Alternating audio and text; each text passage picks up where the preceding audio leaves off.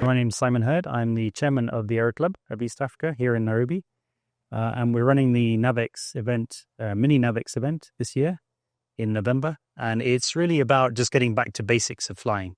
That's the idea is, so we don't have any GPS, no instruments. It's all about following a map with a clock. You've got to be on speed, on time, and not veering off the course. The Navex has been around in this country for many years, and Kenya has a very rich and colorful general aviation history.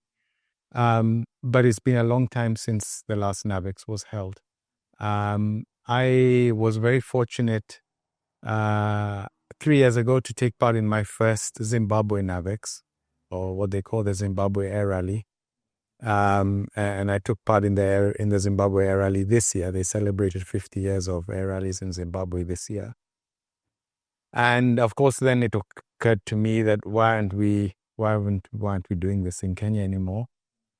And I was very fortunate that the Aero Club was open to restarting the Navex tradition, and here we are. The mini Navex is really mini. It's our first stab at reviving the Navex, with a view to holding a much bigger Navex at some point early next year. Hopefully we'll have more interest and more participation. I'm the rally director. So what that really means is I get to do all the work that no one else wants to do. And help, it starts by helping to, mapping out a route, plotting the route, putting that in the different software that we use to make this happen. And then I had to get new loggers. We didn't have loggers. So we got those from the US earlier this year. So we're using brand new loggers, brand new technology. I think new rules. So even those who've done Navexes before need to acquaint themselves with the new rules that we have from this year.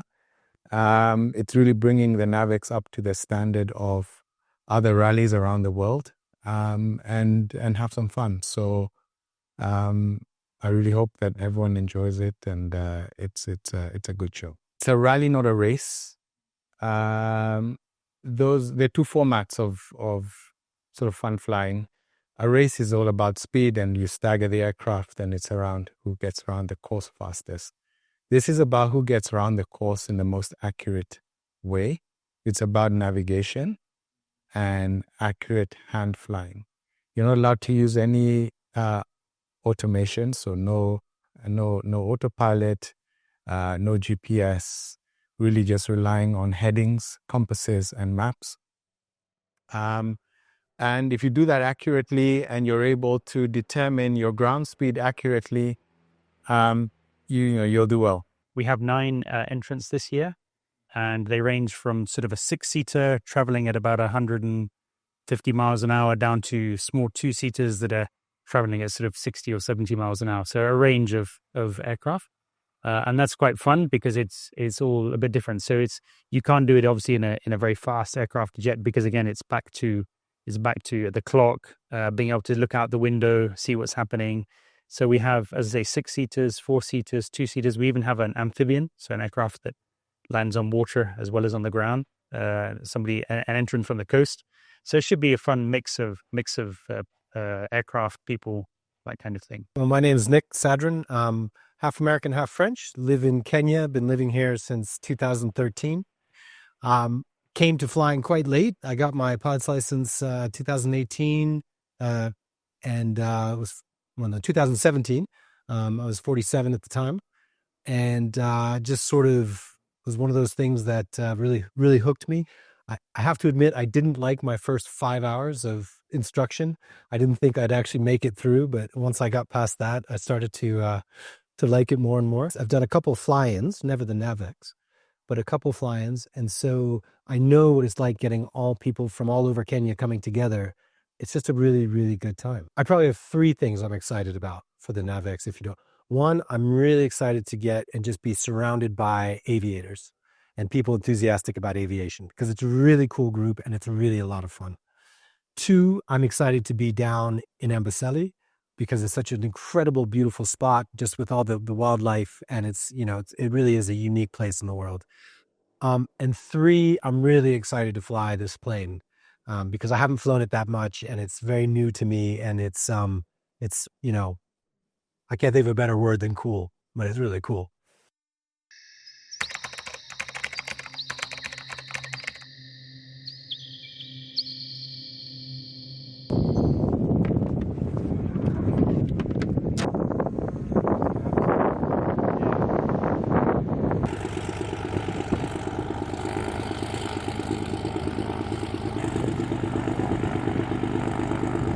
Let's just be clear, guys. Yes. So let's see your timesheet.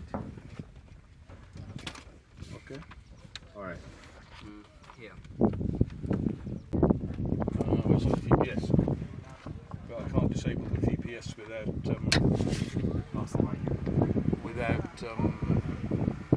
disabling my radios. Yeah, that's good. Let's see the way it just shows up on this blanket.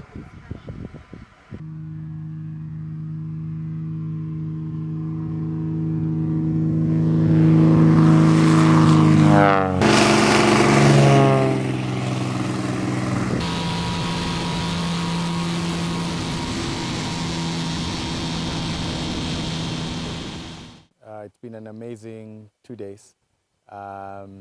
Just great to be out here, blue skies, wonderful, wonderful environment to rally. The rally has gone extremely well.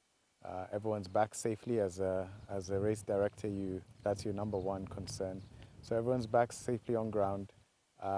Everyone actually managed to more or less go around the track without being too far off track, which is also good. We had a very scenic route. The first half, you had Mount Kilimanjaro on your right. We were basically in the plains between Kilimanjaro on one side and Chulu Hills on the other. Looking, most of the points were either, river crossings or river turns and some roads and some airstrips. And just, enjoying the wildlife below you. So just a phenomenal track. So we had 8 aircrafts out today, each with a pilot and a navigator. Went across a route. On average, we had about an hour for each aircraft to complete the route. It's been really fantastic. We started quite early in the morning at 7:30, and we had everybody finish in good time.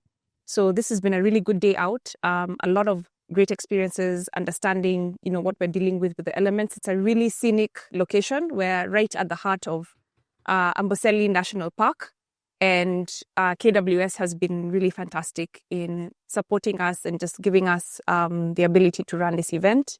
I was flying in the Lakes amphibian here with Simon Everett. It's an amphibian that he brings up from the coast. We had a good start, we thought. We got over Old Sakai over there, and it was going well. Bit of cloud when we headed around to the Chulus, out that sort of way. And then we messed up, we think, sort of past Finch Hatton's around there somewhere. We might have gone a bit wrong. And the 206 overtook us, which wasn't meant to happen. So it threw us a bit, but great fun otherwise. We had a little bit of low cloud that put some of us off track. And there were also, on the return leg, fairly strong tailwinds, which put people again out of their time schedule.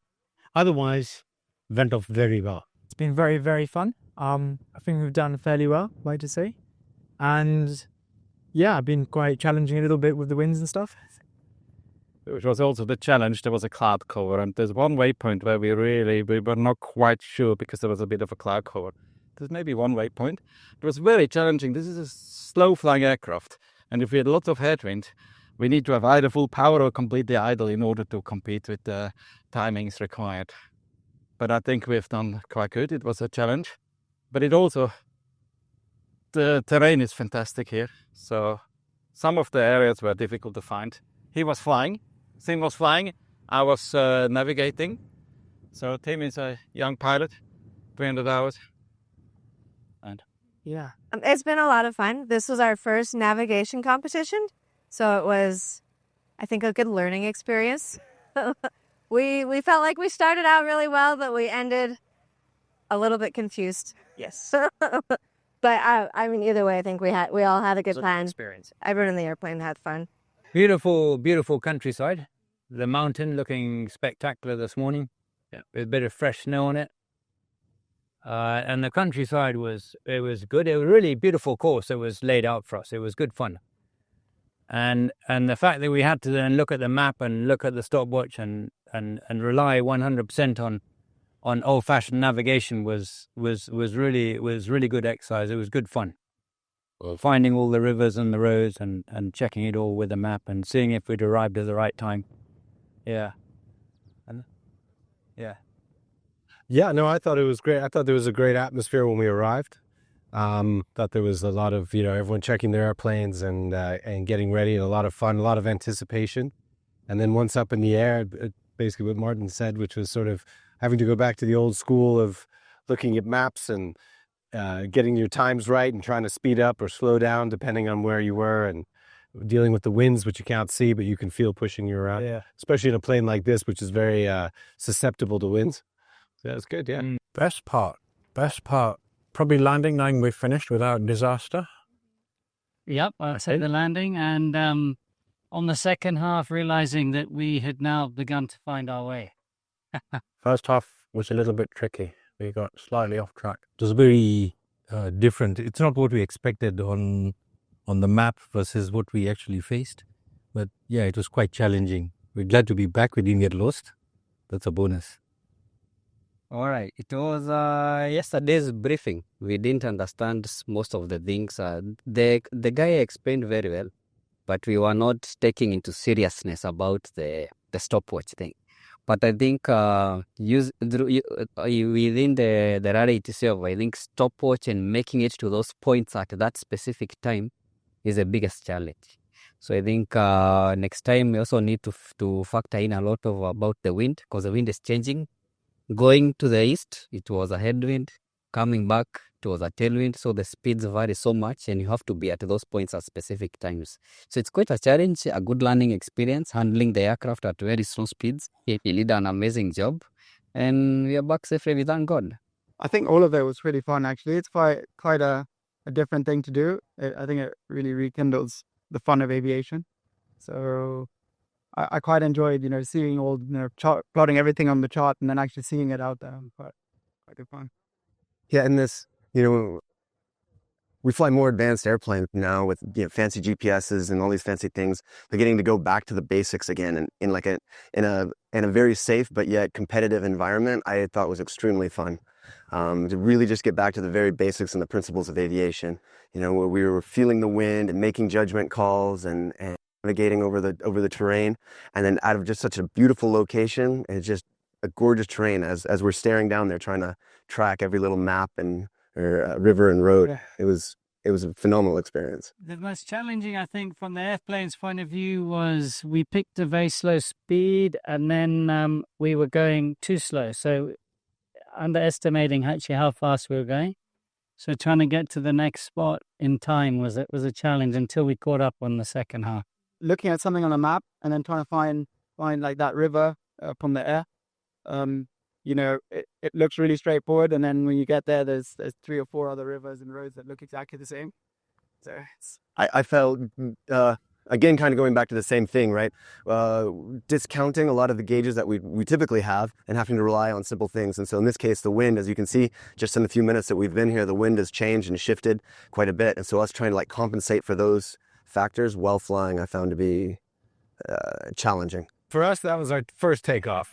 There's no question about that. We had a real kerfuffle trying to get off the ground the first time, which we had to abort. Yeah. I think we got it on film, which is probably not a good thing. No. That was definitely our biggest challenge. After that, I think probably the winds. Yeah, the winds. Yeah, especially on the sort of coming back with a tailwind. Very difficult to slow it down enough to. We kept on arriving ahead of time. The future of Navex is a bigger, better, perhaps even longer event that runs over 2 days of rallying. Want to see more general aviators here, more people who are interested in aviation take part. Want to see younger people participate. It's also about growing, the young people who are interested in aviation. This is a great way for them to get involved. And then also, international participation going forward. So hopefully we get that as well. We plan to do a second edition of this in October of 2025. We also want to be able to get more participants. We're looking for up to 15 aircrafts. And we also want to be able to get a lot more spectators. And we've had some great sponsors this year: Safaricom, Accentria, Africare, Vivo, Flamex, have all come down to support us, which has been really awesome. And we're looking forward to getting a lot more sponsorship and support. But all in all, it's been a great day. I think this allows us to also showcase what general aviation is about. We want a lot of people to understand some of the things that make aviation unique.